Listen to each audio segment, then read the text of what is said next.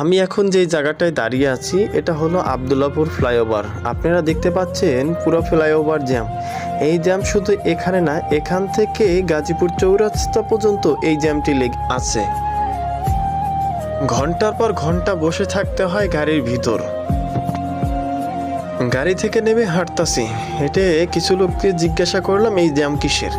কিছু সংখ্যক লোক বলতেছে গাজীপুর টঙ্গী চেরাকালীর মাঝখানে শত শত গার্মেন্টস শ্রমিক আন্দোলন করে বসে আছে। তাদের দাবি হয়েছে তাদের রানিং মাসের স্যালারি দেওয়া হয়নি এবং সকালবেলা তারা অফিসে গিয়ে দেখতেছে নোটিশটা নিয়ে দিয়েছে।